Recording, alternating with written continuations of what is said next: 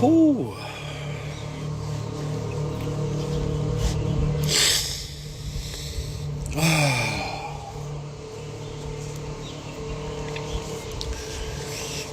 Peace, family.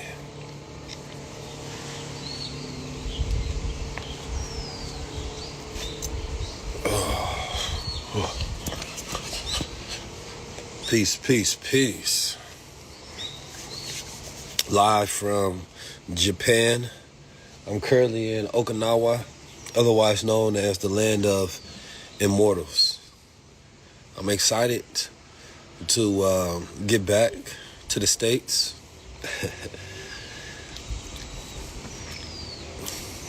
I'm excited to get back to the States. I have a lot that I want to share with you all. This place that I'm in is extremely beautiful. It's a very peaceful place. I can see why people live over 100 years here. It's very powerful. I've had a great opportunity to go to Tokyo, Osaka, Okinawa, Kyoto, and I've been enjoying this immensely. And I've been looking at a lot that's been happening back home. And the things that I've learned on this travels has put so much into perspective on why inevitably America will fall, number one.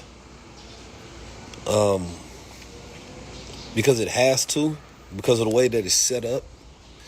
And I look at cultures like how the Japanese have set up their systems and how they have defended themselves from outside influences, and they've said no to outside colonial powers and suggestions that have allowed them to have a cultural preservation that acts as a technology that keeps them advanced.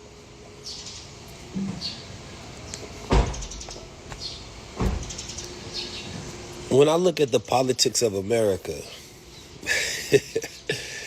it seems that there can be a winner, but there is no winner.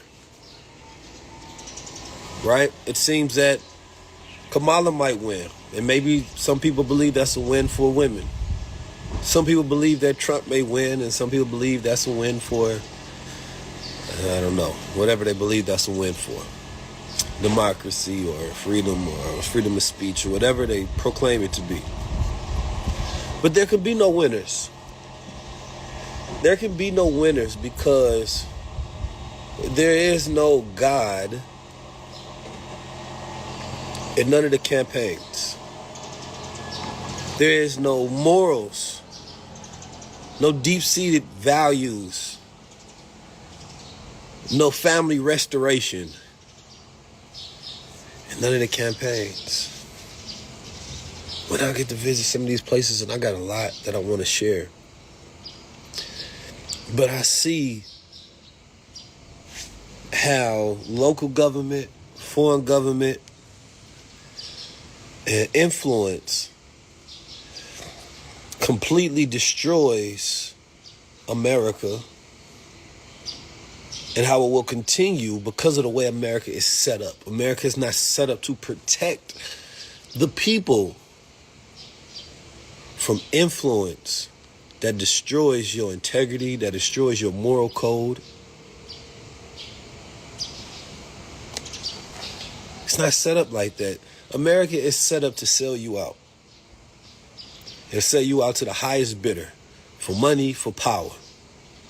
If a corporation wants to sell you something that destroys your insides, that destroys your mind, then they can have lobbying power to make decisions inside this country. And you are the one that is affected the most.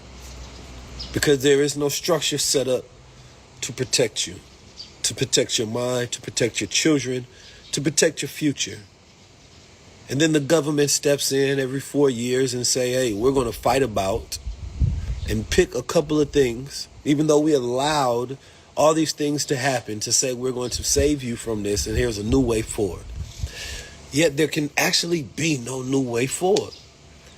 The reason there can never be a new way forward because there's no collective agreement upon moral structure, upon values, upon God. There's no collective responsibility that we share for each other, or there's no towards each other.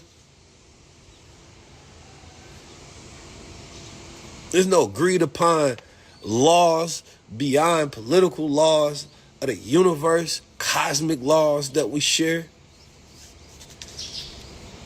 America is a prostitute that is holed out to the highest bidder.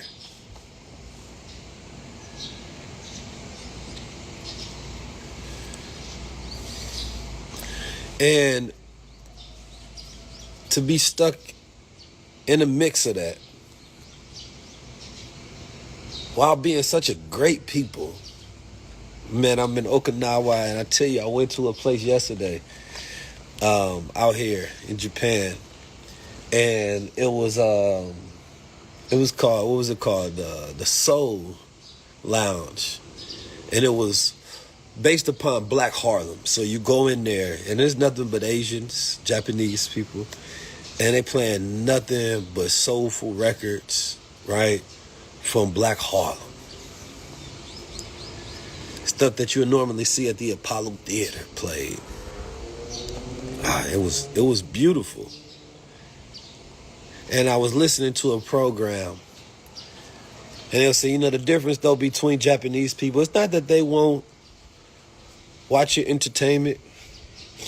They will see you sexually demoralize and degrade yourself and go wild and do all of the things that you do.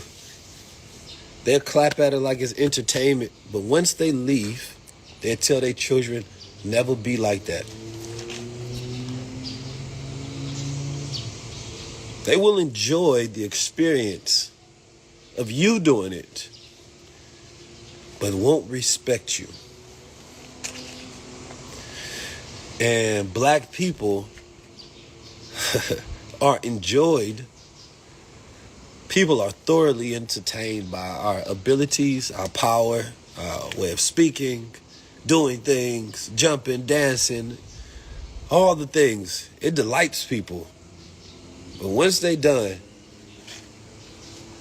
they walk away from it. They don't walk into it.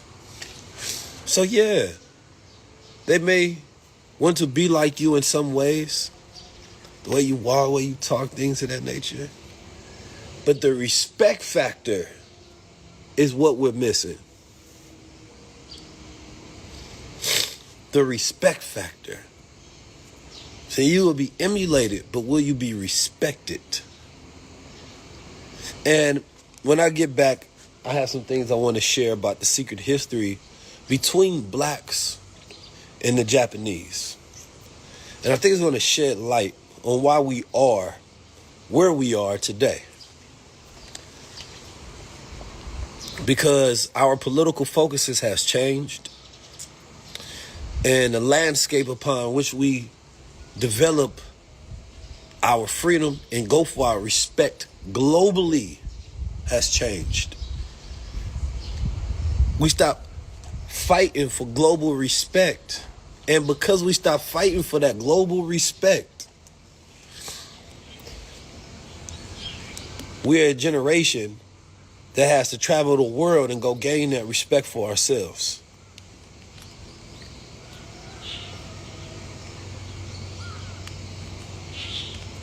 Now that's sad. See, without that respect, it makes it very hard to build relationships and alliances that we can utilize to reinforce the nation that we build for ourselves.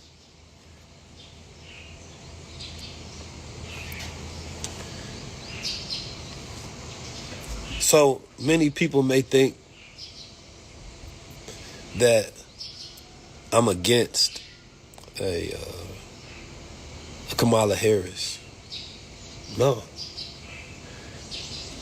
You may think that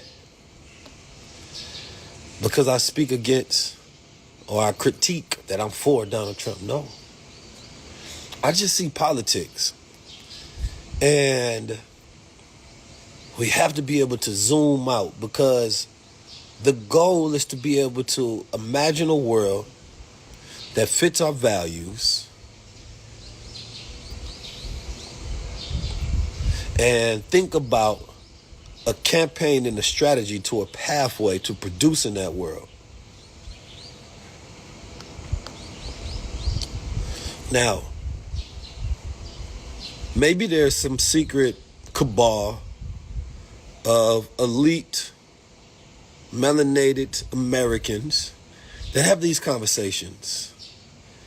I surely know that they're fragmented conversations, but I don't know if what they're talking about you're going to want to see come true. Now, in this place that I'm at, Okinawa, it's called Land of Immortals for a reason because it is a blue zone. And in this blue zone, there's centurions, people who live over 100 years old. So places like this in Italy are the blue zones. And there's a few reasons why they're blue zones. And I picked up so many lessons from here, and I can't wait to share. But one of the things I can say on this trip is I've met the kindest people in my life. Everywhere you go, there's love. Right? People say please, they're nice, very joyful. I only have one experience of racism, and it wasn't from a Japanese person. I had to check a colonizer very heavily. You know what I mean? And he didn't know he was talking to a black guard.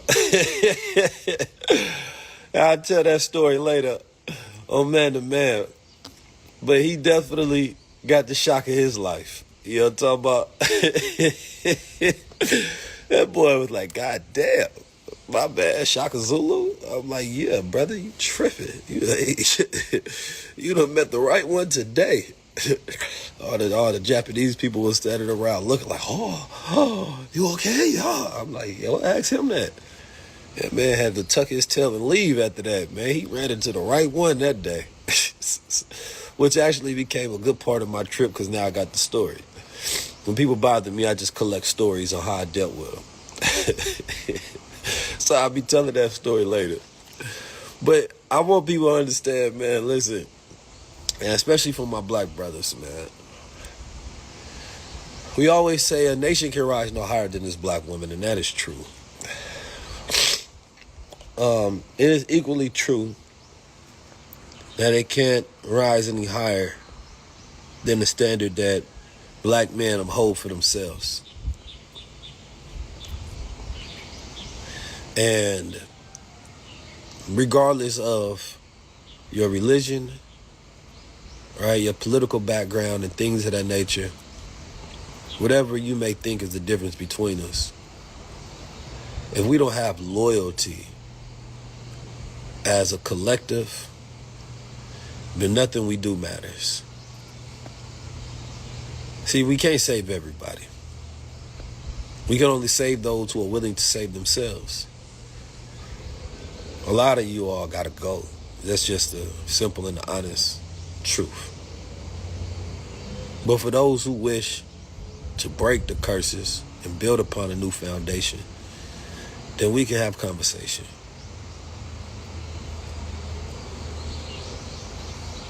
We can build. But I don't see us doing anything if we don't first have loyalty towards each other. We don't first have a code towards each other above all.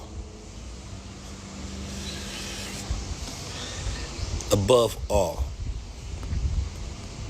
It has to supersede all of these things that we think matter to us. If we can't get to that place to where we have an agreement and a pact that is honored by the Creator, It's not much that we can do. Politics can be used as part of a strategy when we go for influence and force. But we got way too much influence and power to be asking for anything. I'm going to just lay it out there. We have way too much influence and power to have to ask for anything. So when I seen Obama appealing to black men in a way where he accused black men of being misogynistic, and that was their reason they didn't want to vote for Kamala, as if there wasn't a more sophisticated reasoning behind our logic and our process, and even that it was young black men's fault that a campaign strategy had failed to properly deliver and communicate a message that is supposed to be two-way on how they're going to work for us.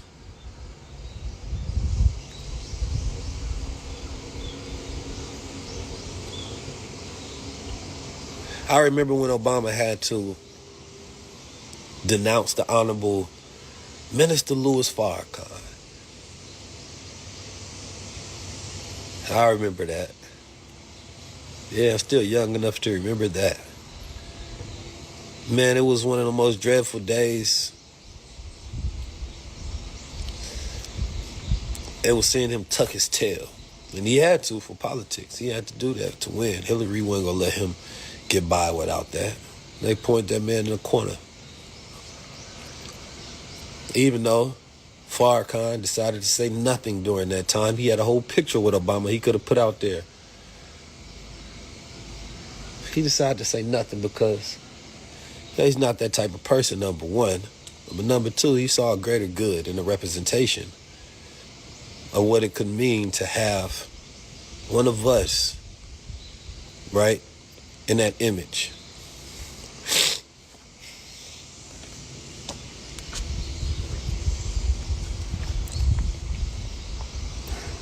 But when it comes to this old thing, making black men feel less than, I don't fuck with it. We at this time, we can't afford none of that. Especially for the shit that they campaigning off of. Because none of those things that they campaigning off of represents our rise. And if it don't represent black men rise specifically, then I have no loyalty to it. We should have no loyalty to it. And I say black men. Because we can't do nothing with a nation where just our women rise. I'm going to be honest with you. Y'all know that. Y'all know how insufferable it is out here. Black women being successful by themselves is a failure to the family. It only puts more struggle on you. It doesn't represent an actual success. Our sisters are struggling in the sense that they can't increase their joy. They'll never be able to retire. It's the opposite of what's happening here, where I'm at. The mental, physical, spiritual oppression that happens every day to all the black men that I know. And I ain't saying we know victims, not in the sense that, we need to go cry to somebody. But I'm telling you that we are aware of what the history of this country is, our problems are, and what our way forward should be. And if those are not being communicated, as if you are aware and you are addressing those things, providing opportunities for us to take advantage of, speaking specifically our language and appealing to our consciousness, and you have the money to do it. $1 billion is enough for you to focus and figure out how to get these things done. All you have to do is talk to black men, because we are the ones that fight and advocate for ourselves every single day. If you can't do that, and then you can't turn around and then blame us for your inability to do your job. Because to me, once I hear that, The question becomes is what do we get? And I know what we get in Trump. See, here's the thing. We should have put up and set up an independent party. And the reason that I'm not speaking on Trump, it's not because I believe in him. I would tell any party to vote for him. I wouldn't. I'll be honest with you. But it's because 80% of black men have given their loyalty to the Democratic Party for years. So if there's a party that owes you for your loyalty, it is the Democratic Party. And their assumption of your continued loyalty without reward is disrespect.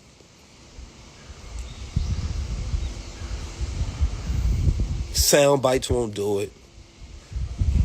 Paying rappers won't do it. Paying athletes won't do it. We have some very brilliant minds.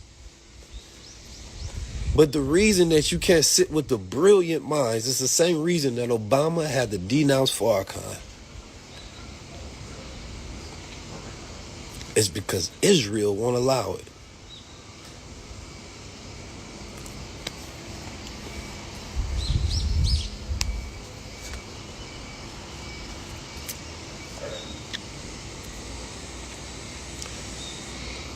When I hear them speak about Israel, Benjamin Netanyahu, they speak about them plainly. They have the right to defend themselves. We're going to continue to give them resources. They don't waver. And maybe they have conversations behind the closed doors of talking to political activists about the things that they plan to do or plan not to do. I don't know. I'm not involved in those conversations, and nobody's called me to tell me about that. So I can't assume that that's happening just because.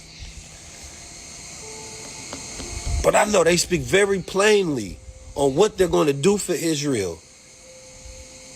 They know what Israel needs. They know why they need it.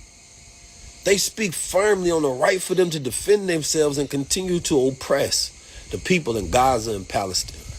And the reason they can't speak to any of these black men like Ta-Nehisi Coates or Mark Lamont Hill even, I ain't talking about myself. It's because they know that will be an issue that they will press. And they don't have a defense for it.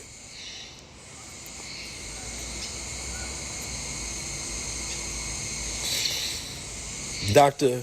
Ware talked about it, the radical black tradition, because we know that any administration that will allow oppression will also oppress us. Meaning that we get the same thing that's been happening.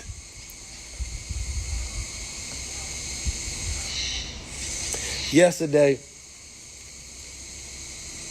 the victims of Hiroshima, those who had survived, received the Nobel Peace Prize. And an elder Japanese man got up there and he started crying and sobbing in tears. He said, I didn't think I was going to win. He said, I thought it was going to go to those fighting for peace in Palestine. Man, that was respect. When I got here, I was going through a bridge and I seen Free Palestine. The Japanese had wrote Free Palestine.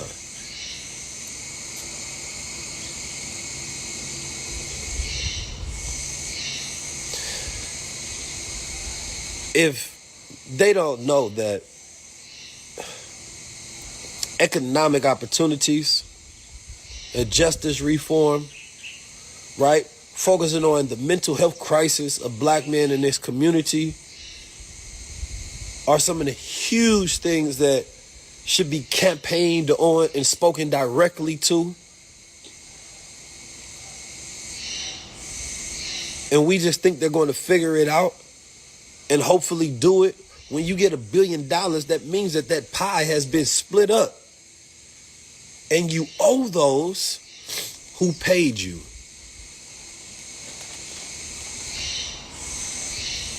They're going to want to return. And you're not even thanking black men for what they've done for you in the past. You're blaming them. And so if this thing becomes a close election, I don't see everybody going and shouting and saying, thank you, black man. Thank you, black man. We owe you for putting us in this position. I don't see that happening. This is why I don't like the conversation around the blame, because it takes it so far away from the conversation of negotiation for what we get for helping you. And when you get in that house, how beholden are you going to be? How grateful are you going to be for what we've done for you? Without negotiation. See, this is my firm belief. Make no assumptions, only agreements. If we cannot make an agreement, do not assume that you have the support. Now, I know many people, they going to hit me up. Keys, I got sources in the White House. They telling me this, that. I want to talk myself to them. I feel like I could possibly get Donald Trump on my show faster than Kamala Harris, and I shouldn't feel that way. I shouldn't. I should feel this much easier. But I should be able to speak to you real. You should be vulnerable enough to be pinned down with questions that you have answers for, because you're going for the hardest job in the world.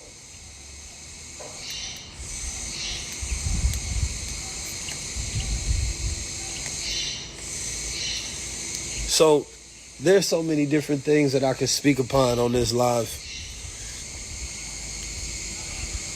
But I know that, and I actually seen Van Jones gave a great critique of Obama. He said, listen, you came and shamed, not praised. And black men have been doing an incredible job working. We act like black men is just down in the dumps. That ain't true. We've been working, we've been building, we've been hustling, we've been feeding, we've been leading, we've been healing. You know what I'm talking about? It ain't easy. Shit, we trying to get rid of hundreds of years of trauma just for the last 100 years of working off the karma of our fathers and grandfathers. We talk about it all the time, the lack of black fathers in the household. Well, why do you think that their children will just be properly reeled up and perfect? So how do you blame the generation who did not have fathers, instead of look at what they have done in the absence of completeness? Not only was a lot of our fathers missing, we had to deal with the devil at the same time. We had to deal with the system at the same time. Started from first generational curse breaking, and never been lent a dime, had to do so many things on our own. And I'll leave with this last point. Being self-made is not a flex. Here in Japan, wealth is not flaunted as some self-made enterprise. It's seen as a collective responsibility.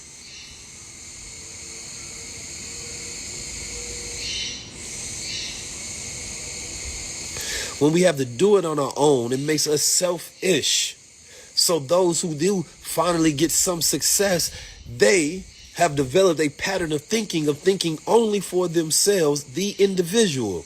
So they don't know how to think for the collective and as a collective. They don't know how to be fathers and share. They don't know how to be good stewards.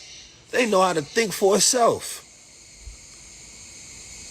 They have to become stark hustlers, developing those dark traits, controlling them, becoming capitalists.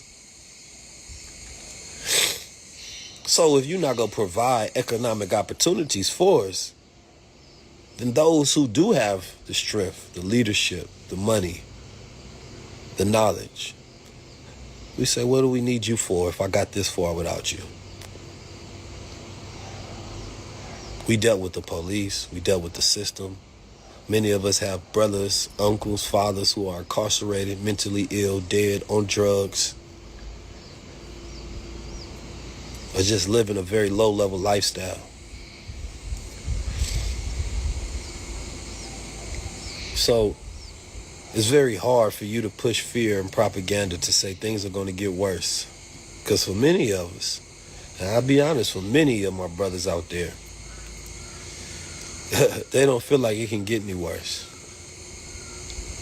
Or it just feels like another expedition in the rough seas of America. Storms come and storms go. But they make better sailors. So, if it's not a promise and an agreement to understand ways to provide opportunities, do not look for politics to save you. We have to save ourselves, and there are many ways to save ourselves. I just wanted to put that message on our spirit, on the heart. I have so much more to share. Let me give y'all a little. I can't show you everything, but man, I'm in a residential neighborhood right now. This place has the most beautiful views of any place I ever been to in my life. My God, the views is crazy. I see why these people live forever. They want to keep seeing this stuff. And then we go back to our neighborhoods. They look terrible.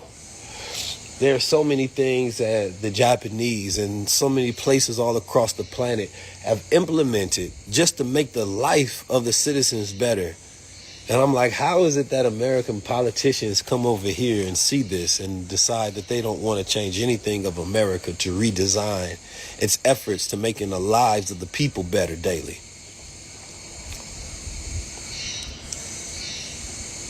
I've been to 4 different places in Japan. I think I've seen maybe one homeless person. Not saying that they don't exist, but that's all I've seen.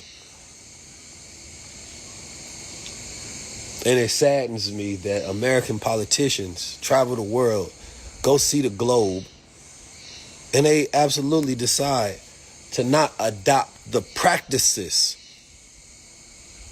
that make the world better. There doesn't require that much think tank in the world. If I can travel the world and see it for myself, I'm sure they can as well. I don't have $1 billion. I don't have Trump's money or Kamala's money. But why is it that the independent candidates always have better solutions than those who are backed by the party? Why is it that the independent candidates always have better solutions? Why? It's because when you're independent, you're focused on the people. You're not beholden to the money. And that's the truth.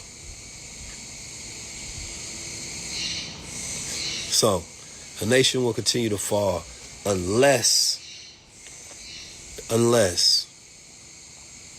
it is aligned to a higher purpose and a higher creator.